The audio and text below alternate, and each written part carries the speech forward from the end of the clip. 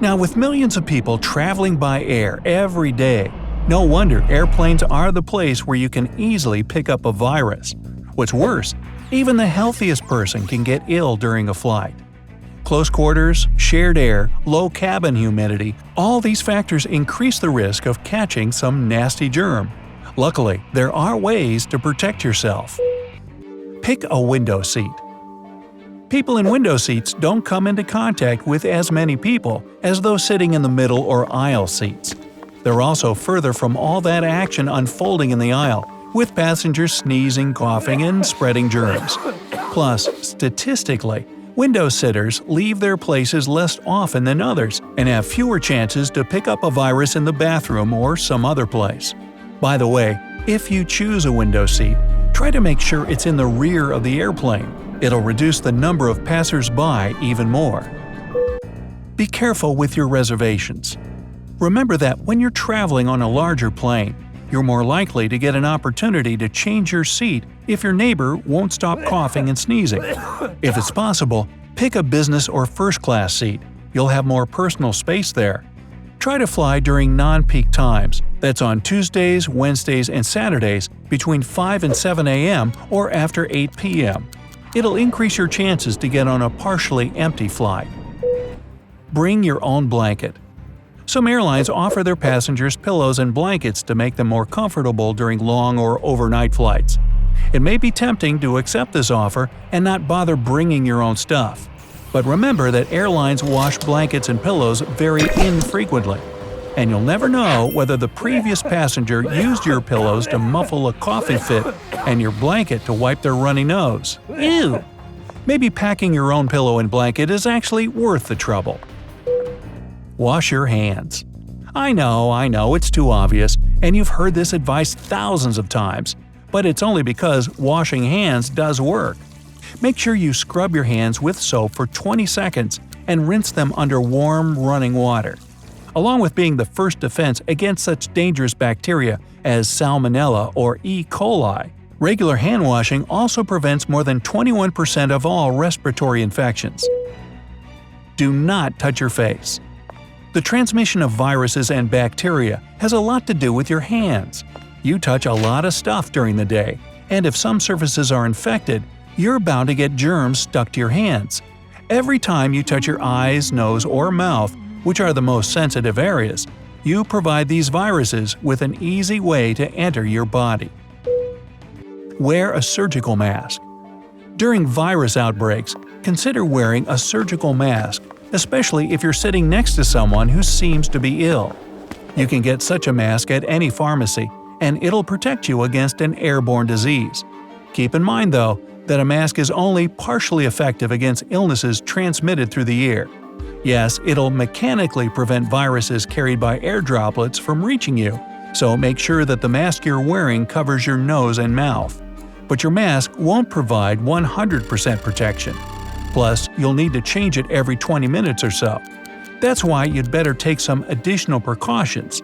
For example, disinfect everything around. Wherever you go, remember to pack enough antimicrobial wet wipes. Use them to clean tray tables, handrails, armrests, seat backs, and whatnot. See for yourself. The flu virus can live on a hard surface for about 24 hours. Millions of people touch these surfaces, and most of them don't care enough to wipe them down. And since the dirtiest place on a plane is not the bathroom, but your tray table, don't hesitate to use those wipes you've packed for the flight. Turn on your air vent. It's a popular misconception that the recycled air on planes can cause an illness. Airplane air passes through special filters that stop bacteria, viruses, and harmful substances from spreading. Most planes have special systems that circulate the air from the ceiling to the floor every 2 minutes. If your air vent is switched off, and a person with the flu sneezes somewhere nearby, germs will easily spread around and reach you. But if you turn on your air vent and direct it at your feet, it will increase the air circulation in front of you and push the germs away from your nose and mouth. Pack a hand sanitizer.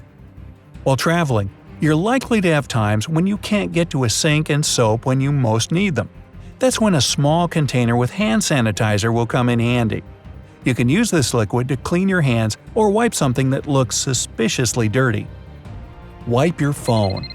It sounds terribly unsettling, but your smartphone usually carries 10 times more bacteria than the average toilet seat. And even if you come from the bathroom with your hands thoroughly washed, after grabbing your favorite gadget, bacteria will get transferred to your hands again. Use wet wipes to regularly clean your cell phone. It'll pay off. Use a nasal spray. The airplane air is extremely dry, which makes your nose and mouth dry as well. It means that you lose your most valuable defense against respiratory illnesses. Hydrating nasal sprays keep your mucous membranes moist and increase your chances to fight off most of the airborne illnesses. Drink a lot. Water. Another way to protect your nose and mouth from drying out is to drink a lot of water. But remember that it's better to drink bottled water during the flight. Airplane tap water often contains loads of bacteria. Don't drink it, and try to avoid brushing your teeth on board the plane if possible. Use your own entertainment. If you want to do yourself a favor, leave the airplane magazine in the seat pocket where it belongs. Although it can contain tons of interesting and useful information, it's likely to be as filthy as your tray table or armrests. Opt for reading your own book instead, or watch a movie on the seatback screen. But if you choose the second option, use your personal headphones. Let other passengers board first. It has nothing to do with being polite. The airplane cabin isn't the only place where you can catch a virus.